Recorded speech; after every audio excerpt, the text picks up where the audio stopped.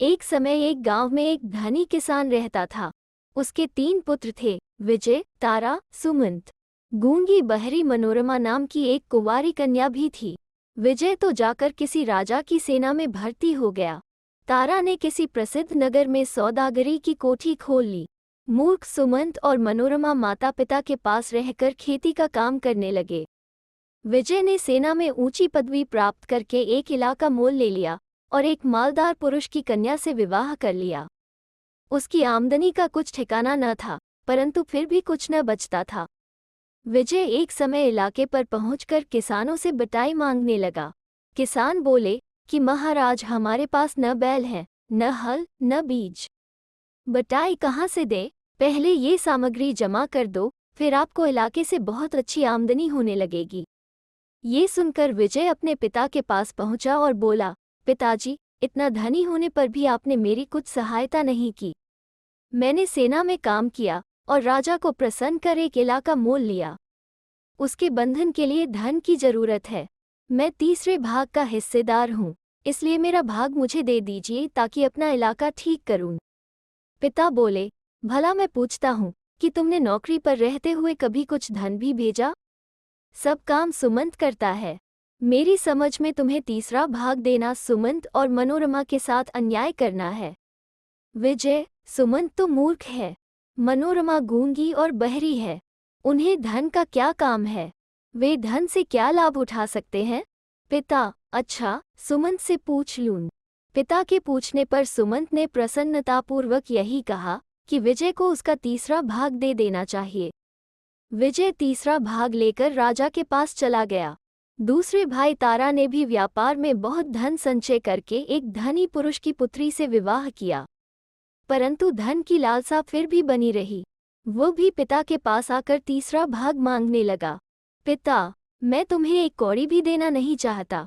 विचारो तो, तुमने सौदागरी की कोठी खोलकर इतना धन इकट्ठा किया, कभी पिता को भी पूछा? यहाँ जो कुछ है सब सुमंत की कमाई का फल है।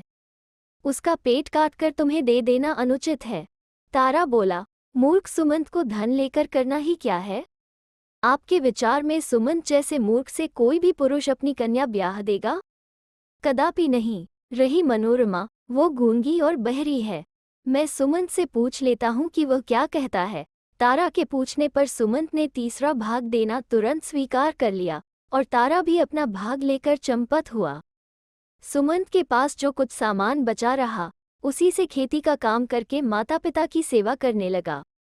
ये कौतुक देखकर अधर्म बड़ा दुखी हुआ कि भाइयों ने प्रीति सहित धन बांट लिया। जूती पैजार कुछ भी न हुई। 3 भूतों को बुलाकर कहने लगा, देखो विजय, तारा, सुमंत 3 भाई हैं। धन बांटते समय उन्हें आपस में झगड़ा करना उचित था, परंतु मूर्ख सुमंत ने सब काम बिगाड़ डाला। उसी की मूर्खता से तीनों भाई आनंद से जीवन व्यतीत कर रहे हैं। तुम जाओ और एक एक के पीछे पड़कर ऐसा उत्पात मचाओ कि सबके सब आपस में लड़ मरे। देखना, बड़ी चतुराई से काम करना। तीनों भूत बोले, अधर्मावतार, जो तीनों को आपस में लड़ा कर मार न डाला तो हमारा नाम अधर्मराज के भूत ही नहीं। अधर्म, वाह वाह, शाबाश जाओ, मगर जो बिना काम पूरा किए लौटे तो खाल खींच लूंगा। इतना समझ लो। तीनों भूत चलकर एक झील के किनारे बैठ गए और यह निश्चय किया कि कौन कौन किस किस भाई के पीछे लगे और साथ ही नियम बांध दिया कि जिस भूत का कार्य पहले समाप्त हो जाए वो तुरंत दूसरे भूतों की सहायता करे। कुछ दिन पीछे वे तीनों फिर उसी झील पर जमा हुए और अपनी अपनी कथा कहने लगे। पहला बोला, भाई साहब, मेरा काम तो बन गया। विजय भागकर पिता की शरण लेने के सिवाय अब और कुछ नहीं कर सकता। दूसरा बोला, बताओ तो उसे कैसे फांसा? पहला, मैंने विजय को इतना घमंडी बना दिया कि वो एक दिन राजा से कहने लगा कि महाराज, यदि आप मुझे सेनापति की पदवी पर नियत कर दें तो मैं आपको सारे जगत का चक्रवर्ती राजा बना दूं। राजा ने उसे तुरंत सेनापति बनाकर आज्ञा दी कि लंका के राजा को पराजित कर दो। बस फिर क्या था, लगी युद्ध की तैयारियां होने। लड़ाई छिड़ने से एक रात पहले मैंने विजय का सारा बारूद गीला कर दिया। उधर लंका के राजा के लिए घास के अनगिनत सिपाही बना दिए। दोनों सेनाओं के सम्मुख होने पर विजय के सिपाहियों ने घास के बने हुए अनंत योद्धाओं को देखा तो उनके छक्के छूट गए। विजय ने गोले फेंकने का हुक्म दिया। बारूद गीली हो ही चुकी थी, तोपें आग कहाँ से देती। फल ये हुआ कि विजय की सेना को भागना ही पड़ा। राजा ने क्रोध करके उसका बड़ा अपमान किया। उसका इलाका छिन गया। इस समय वो बंदीखाने में कैद है। बस केवल ये काम शेष रह गया कि उसे बंदीखाने से निकालकर उसको पिता के घर पहुंचा दूं। फिर छुट्टी है, जो चाहे उसकी सहायता के लिए तैयार हूं। दूसरा बोला, मेरा कार्य भी सिद्ध हो गया है, तुम्हारी सहायता की कोई आवश्यकता नहीं। तारा को पहले तो मोटा करके आलसी बनाया, फिर इतना लोभी बना दिया कि वो संसार भर का माल ले लेकर कोठरी भरने लगा। उसकी खरीद अभी तक जारी है। उसका सब धन खर्च हो गया और अब उधार रुपया लेकर माल ले रहा है। 1 सप्ताह में उसका सब माल सत्यानाश कर दूंगा और तब उसे सिवाय पिता की शरण जाने के और कोई उपाय न रहेगा। तीसरा बोला, भाई, हमारा हाल तो बड़ा पतला है। पहले मैंने सुमंत के पीने के पानी में पेट में दर्द उत्पन्न करने वाली बूटी मिलाई, फिर खेत में जाकर धरती को ऐसा कड़ा कर दिया कि उस पर हल न चल सके। मैं समझता था कि पीड़ा के कारण वो खेत बाहने न आएगा, परंतु वो तो बड़ा ही मूर्ख है। आया और हल चलाने लगा। हाय हाय करता जाता था, परंतु हल हाथ से न छोड़ता था। मैंने हल तोड़ दिया। वो घर जाकर दूसरा ले आया। मैंने धरती में घुसकर हल की आनी पकड़ ली। उसने ऐसा धक्का मारा कि मेरे हाथ कटते कटते बचे। उसने केवल एक टुकड़े के सिवाय बाकी सारा खेत बाह लिया है। यदि तुम मेरी सहायता न करोगे तो सारा खेल बिगड़ जाएगा, क्योंकि यदि वो इस प्रकार खेतों को बोहता और बोता रहा तो उसके भाई भूखे नहीं मर सकते। फिर बैर भाव किस भांति उत्पन्न हो सकता है। सुखपूर्वक उनका पालन पोषण करता रहेगा। पहला, कुछ चिंता नहीं, देखा जाएगा, घबराओ नहीं, कल अवश्य तुम्हारे पास आऊंगा। सुमंत हल चला रहा था, अचानक पैर एक झाड़ी में फंस गया। उसे अचंभा हुआ कि खेत में तो कोई झाड़ी न थी, ये कहाँ से आई। बात ये थी कि भूत ने झाड़ी बनाकर सुमंत की टांग पकड़ ली थी। सुमंत ने हाथ डालकर झाड़ी को जड़ से उखाड़ डाला। देखा तो उसमें काले रंग का एक भूत बैठा हुआ है। सुमंत गला पकड़कर बोला, दबाऊं गला? भूत, मुझे छोड़ दो, मुझसे जो कहोगे वही करूंगा। सुमंत, तुम क्या कर सकते हो? भूत, सब कुछ। सुमंत, मेरे पेट में दर्द हो रहा है, उसे अच्छा कर दो। भूत, बहुत अच्छा। भूत ने धरती में से 3 बूटियां लाकर एक बूटी सुमंत को खिला दी। दर्द बंद हो गया और दूसरी 2 बूटियां सुमंत को देकर बोला, जिसको एक बूटी खिला दोगे उसके सब रोग तत्काल दूर हो जाएंगे। अब मुझे जाने की आज्ञा दो, मैं फिर कभी न आऊंगा। सुमंत, हाँ, जाओ, परमात्मा तुम्हारा भला करे। परमात्मा का नाम सुनते ही भूत रसातल चला गया। केवल वहां एक छेद रह गया। सुमंत ने दूसरी 2 बूटियां पगड़ी में बांध ली और घर चला आया। देखा कि विजय और उसकी स्त्री आए हुए हैं। बड़ा प्रसन्न हुआ। विजय बोला, भाई सुमंत, जब तक मुझे नौकरी न मिले तुम हम दोनों को यहाँ रख सकते हो। सुमंत, क्यों नहीं, आपका घर है, आप आनंद से रहिए। भोजन करते समय विजय की सभ्य स्त्री पति से बोली कि सुमंत के शरीर से मुझे दुर्गंध आती है, इसे बाहर भेज दो। विजय, सुमंत, मेरी स्त्री कहती है कि तुम्हारे शरीर से दुर्गंध आती है, पास बैठा नहीं जाता, तुम बाहर जाकर भोजन कर लो। सुमंत, बहुत अच्छा, तुम्हें कष्ट न हो। दूसरे दिन विजय वाला भूत खेत में आकर सुमंत वाले भूत को खोजने लगा। कहीं पता नहीं मिला। खेत के एक कोने पर छेद दिखाई दिया। भूत जान गया कि साथी काम आया और खेत जुत चुका हुआ। चरावर में चलकर इस मूर्ख को देखता हूँ। सुमंत के चरावर में पहुंचकर उसने इतना पानी छोड़ा कि सारी घास उसमें डूब गई। इतने में सुमंत वहां आकर हंसुए से घास काटने लगा। हंसुए का मुंह मुड़ गया, घास किसी तरह न कटती थी। सुमंत ने सोचा कि यहाँ वृथा समय गंवाने से क्या लाभ होगा, पहले हंसुआ तेज करना चाहिए। रहा काम, ये तो मेरा धर्म है। 1 सप्ताह क्यों न लग जाए, मैं घास काटे बिना यहाँ से चला जाऊं। मेरा नाम सुमंत नहीं। सुमंत घर जाकर हंसुआ ठीक कर लाया। भूत ने हंसुआ को पकड़ने का साहस किया, परंतु पकड़ न सका, क्योंकि सुमंत लगातार घास काटे जाता था। जब केवल घास का एक छोटा सा टुकड़ा शेष रह गया तो भूत भागकर उसमें जा छिपा। सुमंत कब रुकने वाला था? वो वहां पहुंचकर घास काटने लगा। भूत वहां से भागा। भागते समय उसकी पूंछ कट गई। भूत ने विचारा कि चलो जई के खेतों में चलें, देखे जई कैसे काटता है। वहां जाकर देखा तो जई कटी पड़ी है। भूत ने विचार किया कि यह मूर्ख बड़ा चांडाल है, दिन निकलने नहीं दिया। रात रात में सारी जई काट डाली। ये दुष्ट तो रात को भी काम में लगा रहता है। अच्छा, खलिहान में चलकर इसका भूसा सड़ाता हूँ। भूत भागकर चरी में छिप गया। सुमंत गाड़ी लेकर चरी लादने के लिए खलिहान में पहुंचा। एक एक पूली उठाकर गाड़ी में रखने लगा कि एक पूली में से भूत निकल पड़ा। सुमंत, अरे दुष्ट, तू फिर आया? भूत, मैं दूसरा हूँ, पहला मेरा भाई था। कोई हो, अब जाने न पाओगे। भूत, कृपा करके मुझे छोड़ दीजिए। आप जो आज्ञा दें वही करने को तैयार हूँ। सुमंत, तुम क्या कर सकते हो? भूत, मैं भूसे के सिपाही बना सकता हूँ। सुमंत, सिपाही क्या काम देते हैं? भूत, तुम उनसे जो चाहो सो काम करा सकते हो। सुमंत, वे गाना गा सकते हैं? भूत, क्यों नहीं। सुमंत, अच्छा, बनाओ। भूत, तुम चरी के पूले लेकर यह मंत्र पढ़ो, हे पूले, मेरी आज्ञा से सिपाही बन जा, और फिर पूले को धरती पर मारो, सिपाही बन जाएगा। सुमंत ने वैसा ही किया। पूले सिपाही बनने लगे। यहाँ तक पूरी पलटन बन गई और मरु बाजा बजने लगा। सुमंत हंसकर, वाह भाई वाह, ये तो खूब तमाशा है, इसे देखकर बालक बहुत प्रसन्न होंगे। भूत, आ गया है, अब जाऊं? सुमंत, नहीं, अभी मुझे फिर पूले बना देने का मंत्र भी सिखा दो, नहीं तो ये हमारा सारा अनाज ही चट कर जाएंगे। बस यह मंत्र पढ़ो, हे सिपाही, मेरे सेवक, मेरी आज्ञा से फिर पूले बन जाओ, तब ये सब फिर पूले बन जाएंगे।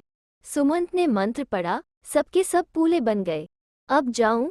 आज्ञा है। भूत बोला, हाँ जाओ, भगवान तुम पर दया करे। भगवान का नाम सुनते ही भूत धरती में समा गया। पहले की भांति एक छेद शेष रह गया। सुमंत जब घर लौटा तो देखा कि स्त्री सहित मंझला भाई तारा आया हुआ है। वो सुमंत से बोला, भाई सुमंत, लेनेदारों के डर से भागकर तुम्हारे पास आए हैं। जब तक कोई रोजगार न करे यहाँ ठहर सकते हैं कि नहीं? सुमंत, क्यों नहीं, घर किसका और मैं किसका? आप आनंद से रहिए। भोजन परोसे जाने पर तारा की स्त्री ने तारा से कहा कि मैं गवार के पास बैठकर भोजन नहीं कर सकती। तारा बोला, भाई सुमंत, मेरी स्त्री तुमसे घिन करती है, बाहर जाकर भोजन कर लो।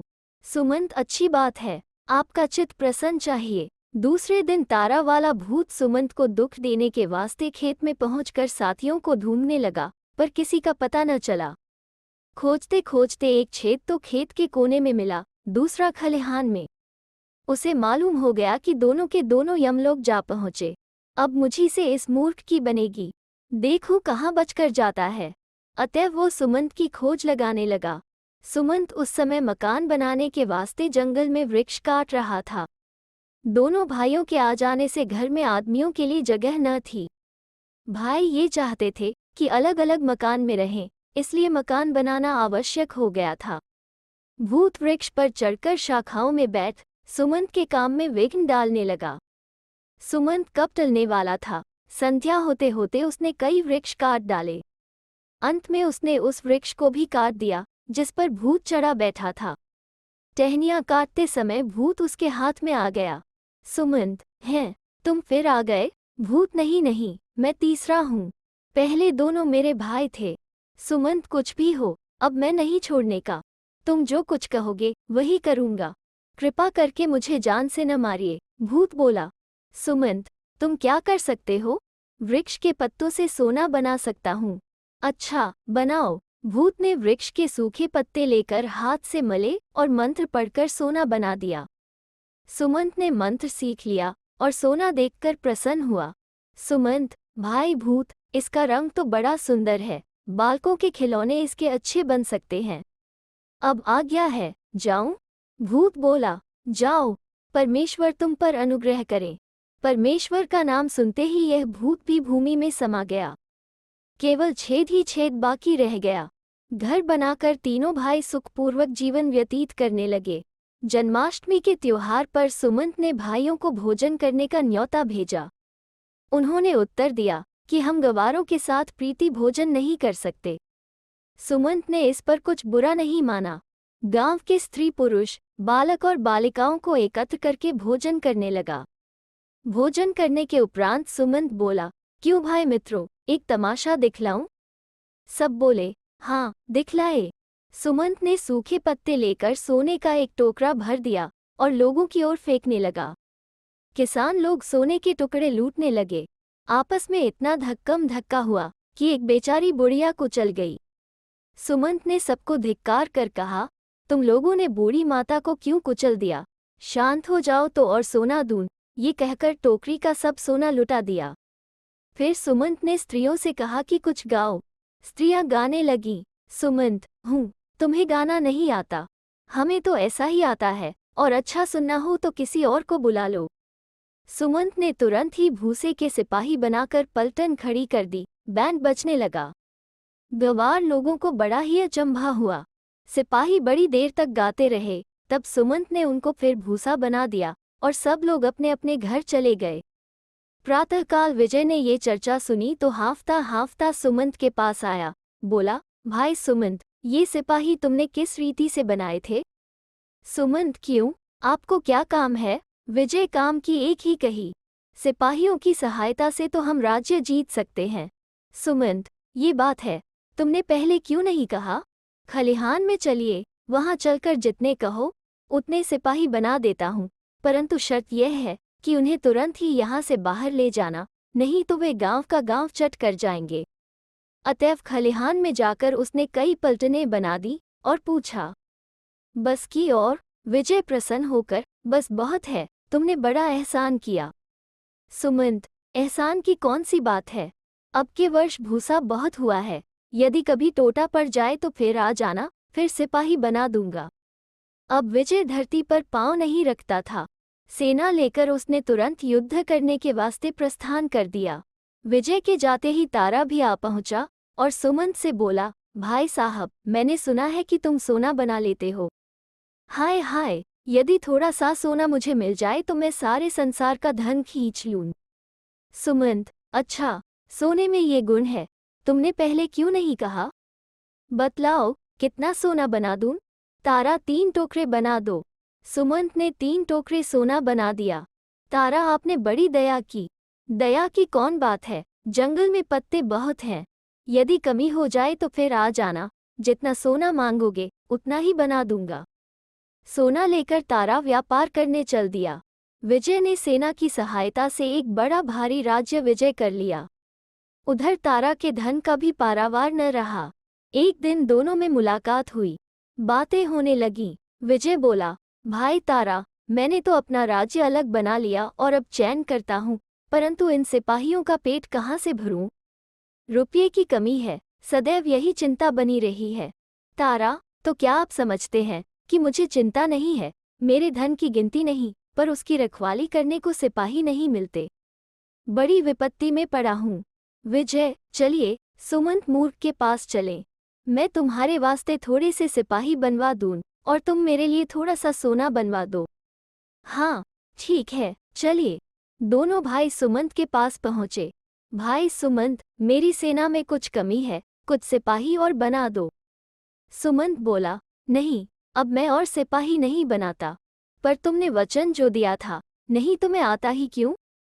कारण क्या है, क्यों नहीं बनाते? सुमंत, कारण ये कि तुम्हारे सिपाहियों ने एक मनुष्य को मार डाला। कल जब मैं अपना खेत जोत रहा था तो पास से एक अरथी देखी।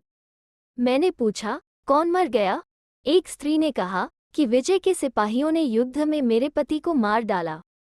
मैं तो आज तक केवल ये समझता था कि सिपाही बैंड बजाया करते हैं, परंतु वे तो मनुष्य को जान मारने लगे। ऐसे सिपाही बनाने से तो संसार का नाश हो जाएगा। तारा, अच्छा, यदि सिपाही नहीं बनाते तो मेरे लिए सोना तो थोड़ा सा और बना दो। तुमने वचन दिया था कि कमी हो जाने पर फिर बना दूंगा। हाँ, वचन तो दिया था, पर मैं अब सोना भी न बनाऊंगा। क्यों? इसलिए कि तुम्हारे सोने ने बसंत की लड़की से उसकी गाय छीन ली। वो कैसे? बसंत की पुत्री के पास एक गाय थी। बालक उसका दूध पीते थे। कल वे बालक मेरे पास दूध मांगने आए। मैंने पूछा कि तुम्हारी गाय कहाँ गई? तो कहने लगे कि तारा का एक सेवक आकर 3 टुकड़े सोने के देकर हमारी गाय ले गया। मैं तो ये जानता था कि सोना बनवा बनवा कर तुम बालकों को बहलाया करोगे, परंतु तुमने तो उनकी गाय ही छीन ली। बस, सोना अब नहीं बन सकता। दोनों भाई निराश होकर लौट पड़े।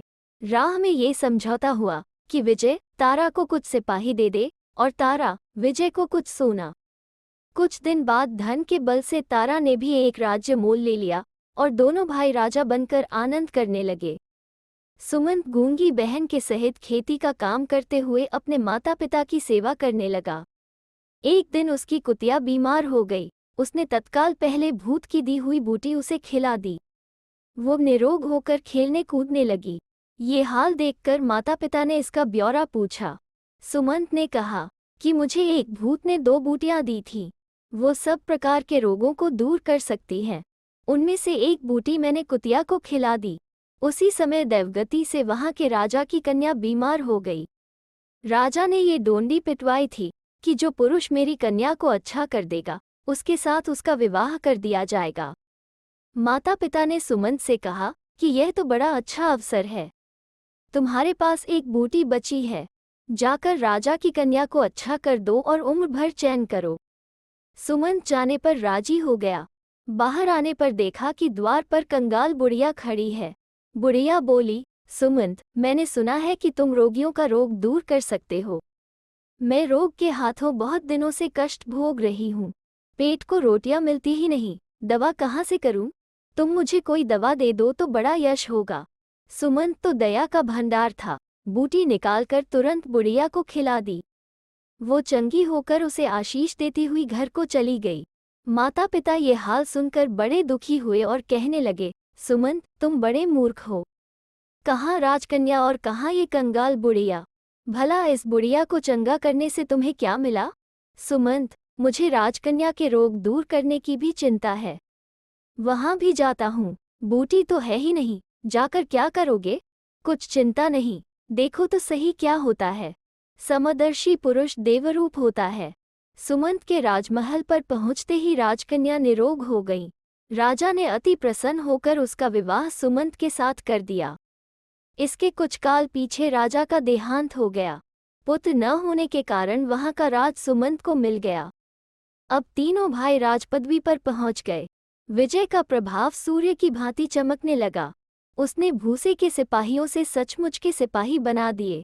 राज्य भर में ये हुक्म जारी कर दिया कि 10 घर पीछे एक मनुष्य सेना में भर्ती किया जाए और कवायद परेड कराकर सेना को अस्त्र शस्त्र विद्या में ऐसा चतुर कर दिया कि जब कोई शत्रु सामना करता तो वो तुरंत उसका विध्वंस कर देता। सारे राजा उसके भय से कांपने लगे। वो अखंड राज करने लगा। तारा बड़ा बुद्धिमान था। उसने धन संचय करने के निमित्त मनुष्यों, घोड़ों, गाड़ियों, जूतों, जुराबों, वस्त्रों, तात्पर्य ये कि जहाँ हो सका सब व्यवहारिक वस्तुओं पर कर बैठा दिया। धन रखने को लोहे की सलाखों वाले पक्के खजाने बना दिए और चोरी चकारी, लूटमार, धन संबंधी झगड़े बंद करने के निमित्त अनगिनत कानून जारी कर दिए। संसार में रुपया ही सब कुछ है। रुपये की भूख से सब लोग आकर उसकी सेवा करने लगे। अब सुमंत मूर्ख की करतूत सुनिए। ससुर का क्रियाकर्म करके उसने राजसी रत्नजटित वस्त्रों को उतारकर संदूक में बंद कर अलग धर दिए। मोटे झोटे कपड़े पहन लिए और किसानों की भांति खेती का काम करने का विचार किया। बैठे बैठे उसका जी ऊबता था। भोजन न पचता, बदन में चर्बी बढ़ने लगी, नींद और भूख दोनों जाती रही। उसने अपनी गूंगी बहन और माता पिता को अपने पास बुला लिया और ठीक पहले की भांति खेती का काम करना आरंभ कर दिया। मंत्री बोला, आप तो राजा हैं, आप ये क्या काम करते हैं? तो क्या मैं भूखा मर जाऊं? मुझे तो काम के बिना भूख ही नहीं लगती। करूं तो क्या करूं? दूसरा मंत्री बोला, महाराज, राज्य का प्रबंध किस प्रकार किया जाए? नौकरों को तलब कहाँ से दे? रुपया तो एक नहीं, यदि रुपया नहीं तो तलब मत दो। मंत्री, तलब लिए बिना काम कौन करेगा? सुमंत, काम कैसा? न करने दो। करने को खेतों में क्या काम थोड़ा है। खाद संभालना, समय पर खेती करना, ये सब काम ही है कि और कुछ? इतने में एक मुकदमे वाले सामने आए। किसान, महाराज, उसने मेरे रुपये चुरा लिए। सुमंत बोला, कोई बात नहीं, उसको रुपये की जरूरत होगी। सब लोग जान गए कि सुमंत महामूर्ख है। एक दिन रानी बोली, प्राणनाथ, सब लोग यही कहते हैं कि आप मूर्ख हैं, तो इसमें हानि ही क्या है? रानी ने विचारा कि धर्मशास्त्र की यही आज्ञा है कि स्त्री का परमेश्वर पति है, जिसमें वो प्रसन्न रहे वही काम करना धर्म है। अतएव वो भी राजा सुमंत के साथ खेती का काम करने लगी। ये दशा देखकर बुद्धिमान पुरुष सबके सब अन्य देशों में चले गए। केवल मूर्ख ही मूर्ख यहाँ रह गए। इस राज्य में रुपया प्रचलित न था। राजा से लेकर रंक तक खेती का काम करते, आप खाते और दूसरों को खिलाकर प्रसन्न होते। इधर अधर्मराज बैठे देख रहे हैं कि तीनों भाइयों का सर्वनाश करके भूत अब आते हैं, परंतु वहां आता कौन? अधर्म को बड़ा आश्चर्य हुआ कि यह क्या बात है। अंत में सोच विचार कर स्वयं खोज लगाने के लिए चला। सुमंत के पुराने गांव में जाने पर ढूंढने से 3 छेद मिले। अधर्म को मालूम हो गया कि तीनों भूत मारे गए। वो भाइयों की खोज में चला। जाकर देखा तो तीनों भाई राजा बने बैठे हैं। फिर क्या था, जल भुनकर राख ही तो हो गया। दांत पीसकर बोला, देखूं ये सब मेरे हाथ से बचकर कहाँ जाते हैं। वो एक सेनापति का वेश बदलकर पहले विजय के पास पहुंचा और हाथ जोड़कर विनय की, महाराज, मैंने सुना है कि आप महाशूरवीर हैं। मैं अस्त्र शस्त्र विद्या में अति निपुण हूँ। इच्छा है कि आपकी सेवा करके अपना गुण प्रकट करूं। विजय उसकी चितवनों से ताड़ गया कि आदमी चतुर और बुद्धिमान है। उसे झट सेनापति की पदवी पर नियुक्त कर दिया। नवीन सेनापति सेना को बढ़ाने का प्रबंध करने लगा। विजय से बोला, महाराज, मेरे ध्यान में राज्य में बहुत लोग ऐसे हैं जो कुछ नहीं करते। राज्य की स्थिरता सेना से ही होती है, इसलिए एक तो सब युवक पुरुषों को रंगरूट भर्ती करके सेना पहले से 5 गुनी कर देनी चाहिए। दूसरे, नए नमूने की बंदूकें और तोपें बनाने के वास्ते राजधानी में कारखाने खोलने चाहिए। मैं बंदूक और घोड़े, मकान, पुल इत्यादि नष्ट कर देने वाली तोपें बना सकता हूँ।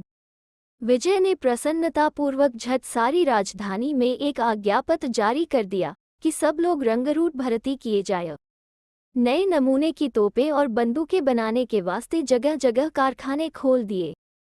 युद्ध की समस्त सामग्री जमा होने पर पहले उसने पड़ोसी राजा को जीता, फिर मैसूर के राजा पर चढ़ाई का डंका बजा दिया। पर सौभाग्य से मैसूर के राजा ने विजय का सारा वृतांत सुन रखा था।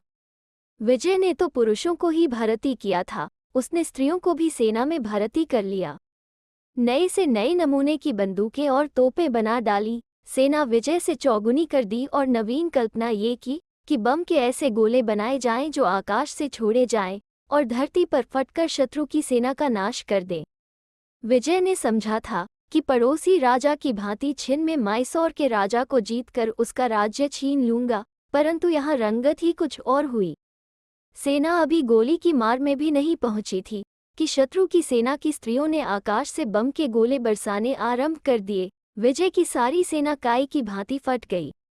आधी वही काम आई, आधी भयभीत होकर भाग गई। विजय अकेला क्या कर सकता था, भागते ही बना। मैसूर के राजा ने उसके राज्य पर अपना अधिकार कर लिया। विजय का सर्वनाश करके अधर्म तारा के राज्य में पहुंचा और सौदागर का वेश धारण करके वहां एक कोठी खोल दी। जो पुरुष कोई माल बेचने आता, उसे चौगुने पंचगुने दाम पर ले लेता। शीघ्र ही वहां की प्रजा मालदार हो गई। तारा ये हाल देखकर बड़ा प्रसन्न हुआ और कहने लगा कि व्यापार बड़ी वस्तु है। इस सौदागर के आने से मेरा कोष धन से भर गया, किसी बात की कमी नहीं रही। अब तारा ने एक महल बनाना शुरू किया। उसे विश्वास था कि रुपये के लालच से राज, मजदूर, मसाला सब कुछ सामग्री शीघ्र ही मिल जाएगी, कोई कठिनाई न होगी। परंतु राजा का महल बनाने के वास्ते कोई न आया। अधर्म सौदागर के पास रुपये की गिनती न थी। उसकी अपेक्षा राजा उससे अधिक मजूरी और दाम नहीं दे सकता। उसका महल न बन सका। तारा को साधारण मकान में ही रहना पड़ा। इसके पीछे उसने एक बाग लगाना आरंभ किया। उस सौदागर ने तालाब खुदवाना शुरू कर दिया। सब लोग रुपया अधिक होने के कारण सौदागर के वश में थे। राजा का काम कोई न करता था। बाग भी बीच में ही रह गया। शीतकाल आने पर तारा ने ऊनी वस्त्र आदि खरीदने का विचार किया। सारा संसार छान डाला।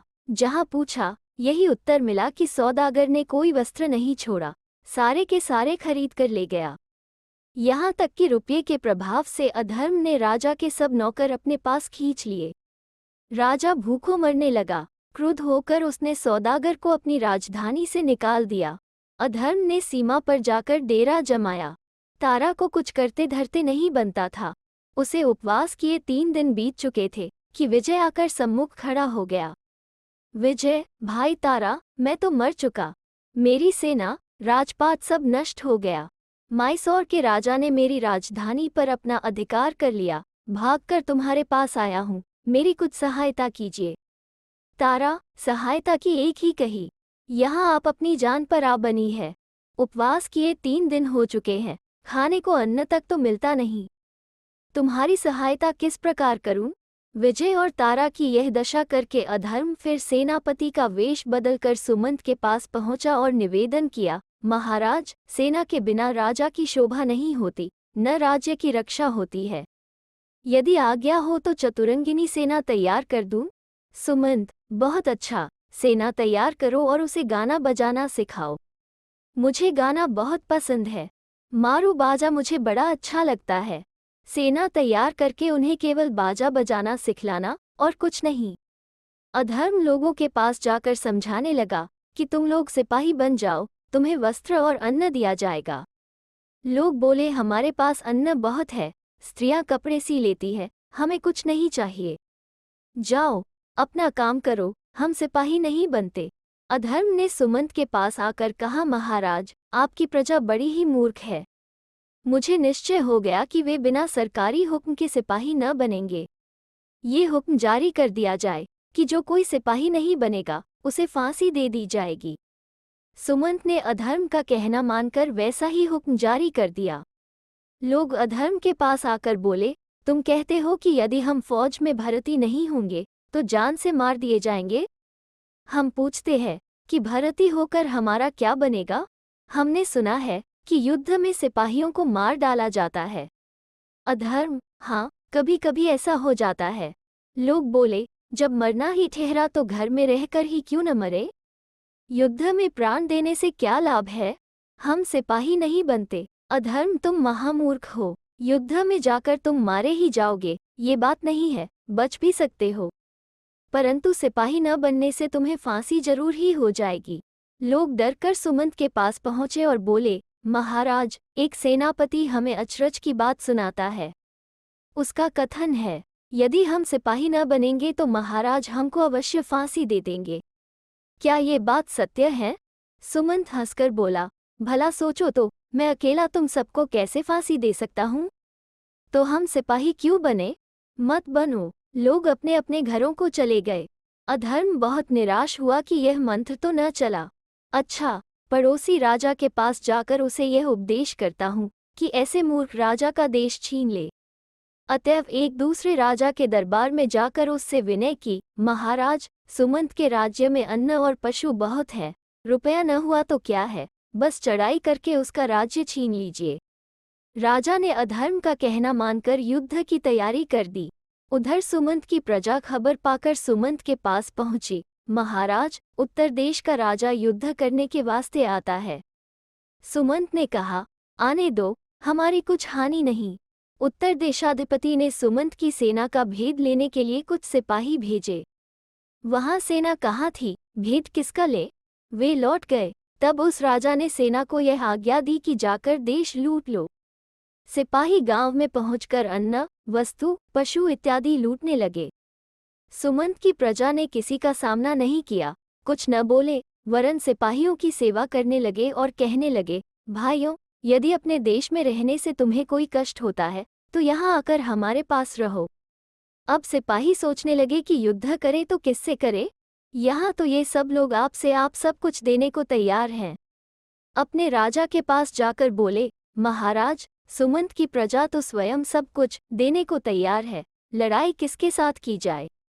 राजा ने कहा, कुछ चिंता नहीं, जाओ, गांव जला दो, सब पशु मार डालो, हम लड़ाई अवश्य करेंगे। यदि मेरा कहा नहीं मानोगे तो तुम्हें तोप के मुंह पर बांधकर उड़ा दूंगा। सिपाही भयभीत होकर फिर लौटे और गांव आदि जलाने लगे।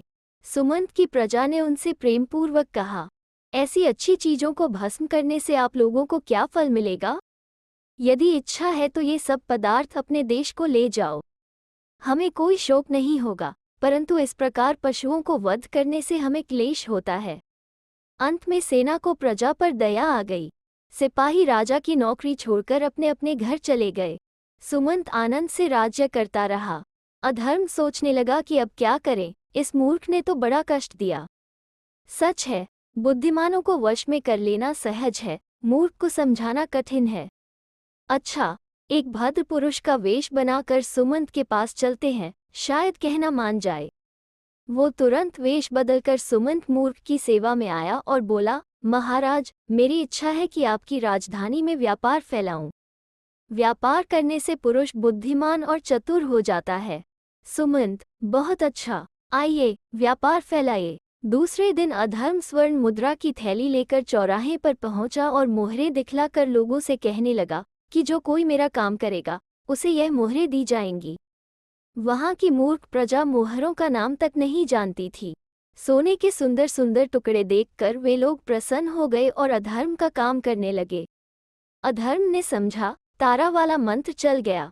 थोड़े दिन लोग अधर्म का काम करते रहे, उसे अन्न वस्त्र भी देते रहे। जब उनके पास मोहरें बहुत हो गई और उन्होंने अपनी स्त्रियों और बालकों को गहने बना दिए, तब उन्होंने अधर्म का काम करना छोड़ दिया, यहाँ तक कि उसके हाथ आटा दाल भी बेचना बंद कर दिया। अधर्म की विचित्र गति बनी। एक दिन एक किसान के घर जाकर वह कहने लगा, भाई, इस मोहर के बदले आधा सेर आटा तो दे दो। किसान बोला, मोहर लेकर क्या करूँगा? मोहर तो पहले की ही बहुत पड़ी है, आटा नहीं बेचता। हाँ, परमेश्वर के नाम पर मांगो तो देने को तैयार हूँ। भगवान का नाम सुन। अधर्म कांप उठा और भागकर दूसरे किसान के घर पहुंचा। वहां भी यही हाल हुआ। अंत में रात को वो भूखा ही सोया। प्रजा के लोग सुमंत के पास आकर कहने लगे, महाराज, एक धनी आदमी आया है, कोट पतलून डांटे रहता है, खाता पीता खूब है, काम कुछ नहीं करता, मोहरे लिए फिरता है। यदि हम परमेश्वर के नाम पर उसे अन्न देना चाहते हैं तो नहीं लेता, मोहरे दिखलाता है। अन्न बेचने की हमें आवश्यकता नहीं, उसे भूखा रखना भी उचित नहीं, क्या उपाय करे? इस तरह तो वो भूखा मर जाएगा। सुमंत, उसे भोजन तो देना ही चाहिए। घर पीछे एक दिन बांध दो। अब अधर्म महाराज घर घर जाकर रोटी मांगकर खाने लगे। होते होते एक दिन राजा सुमंत के घर की बारी आ गई। वहां जाकर देखता क्या है कि सुमंत की गूंगी बहन रोटी पका रही है। बहुधा ऐसा हो चुका था कि निकम्मे पुरुष यहाँ रसोई में आकर भोजन पा जाया करते थे। इस कारण मनोरमा ने यह नियम बांध दिया था कि जिनके हाथ काम करने के कारण कठोर हो गए हों, वही लोग रसोई में बैठकर भोजन पाया करे, दूसरा कोई नहीं। अधर्म को ये बात मालूम न थी, वो झट से रसोई घर में जाकर बैठ गया। गूंगी मनोरमा ने उसे वहां से उठा दिया। रानी बोली, महाशय, बुरा न मानिए, यहाँ की यह रीति है कि कोमल हाथों वाले को बचा खुचा भोजन दिया जाता है, आप बाहर ठहरें, जो कुछ अन्न बचेगा आपको मिल जाएगा। ये बातें हो ही रही थी कि सुमंत भी वहां आ गया। अधर्म सुमंत से बोला, आपके राज्य में यह अनोखा नियम है, प्रत्येक प्राणी को हाथों से काम करना चाहिए। काम क्या केवल हाथों से ही किया जाता है? आपको मालूम नहीं कि चतुर पुरुष कैसे काम करते हैं? भला हम मूर्ख क्या जाने, हम तो प्रायः हाथों से ही काम करते हैं। अधर्म, इसी कारण आप लोग मूर्ख हैं। अब मैं आपको मस्तक द्वारा काम करना बतलाऊंगा, तब आपको विदित हो जाएगा कि मस्तक द्वारा काम करना हाथों द्वारा काम करने से कहीं अधिक फलदायक है। सुमंत, ओहो, तो हम लोग निस्संदेह मूर्ख हैं। अधर्म, मस्तक द्वारा काम करने सहज नहीं। मुझे आप रसोई में बिठाकर इस कारण भोजन नहीं कराते कि मेरे हाथ कोमल हैं और मैं हाथों से काम नहीं करता, परंतु मैं आपसे सत्य कहता हूँ कि मस्तक द्वारा काम करना अति कठिन है, यहाँ तक कि कभी कभी मस्तक फटने लग जाता है। सुमंत, तो मित्र, ऐसा कष्ट क्यों उठाते हो? मस्तक फटना क्या अच्छा मालूम होता है? हाथों से सहज में काम क्यों नहीं कर लेते? अधर्म, मुझे आप लोगों की यह गति देखकर दया आती है इस कारण चाहता हूँ कि आप लोगों को भी यह काम सिखा दूँ। सुमंत, बहुत अच्छा, सिखा दीजिए। काम करते करते जब हमारे हाथ थक जाया करेंगे तो हम मस्तक से काम लिया करेंगे। दूसरे दिन सुमंत ने अपनी समस्त राजधानी में ढिंढोरा पिटवा दिया कि एक महात्मा मस्तक द्वारा काम करना बतलाएंगे, क्योंकि इस प्रकार काम करना अति लाभदायक है। सब लोग आकर उनका उपदेश सुने। लोगों के दल आने लगे। सुमंत ने चतुर पुरुष को एक बड़े ऊंचे बुर्ज पर चढ़ा दिया कि लोग उसे भली प्रकार देख सकें। उस बुर्ज पर एक लालटेन गड़ी हुई थी। अधर्म चोटी पर पहुंचकर व्याख्यान देने लगा। लोग समझे थे वह मस्तक द्वारा काम करना बतलाएगा, परंतु वो खाली गपोरे हाँकने लगा कि हाथों से काम किए बिना मनुष्य बहुत चैन से रह सकता है। यह जरूरी नहीं कि सभी लोग हाथों से काम करें। लोग एक अक्षर न समझे और निराश होकर अपने घरों को लौट गए। अधर्म कई दिन बुर्ज पर बैठा बकवाद करता रहा। उसे भूख सताने लगी। लोग समझते थे कि जब मस्तक द्वारा काम करना हाथों से काम करने से उत्तम है, तो उसे भोजन की क्या कमी हो सकती है। इस कारण उन्होंने भोजन नहीं पहुंचाया। सुमंत ने प्रजा से पूछा कि क्या महात्मा ने मस्तक द्वारा काम करना प्रारंभ कर दिया? सबने यही उत्तर दिया, महाराज, हमारी तो कुछ समझ में नहीं आता। वो तो कोरा गाल बजाए चला जाता है, दिखाता विखाता कुछ नहीं। तीसरे दिन अधर्म भूख और प्यास के मारे व्याकुल होकर गिर पड़ा और चोटी पर से लुढ़कता लुढ़कता धरती पर आ गिरा और उसका मस्तक फट गया। लोगों ने दौड़कर रानी से ये बातें कहीं। रानी दौड़ी हुई खेत में गई। मूर्ख सुमंत उस समय खेत में हल चला रहा था। रानी बोली, महाराज, शीघ्र चलिए, वो महात्मा मस्तक द्वारा काम करने लगा है। अच्छा तो चलो। सुमंत ने आकर देखा कि महाशय धरती पर पड़े हैं और उनका मस्तक फट गया है। सुमंत बोला, भाइयों, महात्मा सत्य कहता था कि काम करते करते मस्तक फट जाया करता है। देखो, अंत में बेचारे का मस्तक फट ही गया। सुमंत चाहता था कि पास जाकर देखे कि उसने कितना काम किया है, परंतु अधर्म अपनी मूर्खता के प्रभाव से धरती में समा गया, केवल एक छेद बाकी रह गया। सुमंत, ओह, ये तो भूत था। मालूम होता है ये तीनों का पिता था। सुमंत अभी जीता है। राजधानी की बस्ती नित्य बढ़ती जाती है। विजय और तारा भी उसके पास आकर रहने लगे हैं। अतिथि सेवा करना सुमंत ने परम धर्म मान रखा है। इस राजधानी में यही एक विलक्षण रीति है कि लोगों के साथ रसोई में बैठकर केवल वही पुरुष भोजन कर सकता है जिसके हाथ कठोर हों। दूसरों को बचा खुचा भोजन दिया जाता है।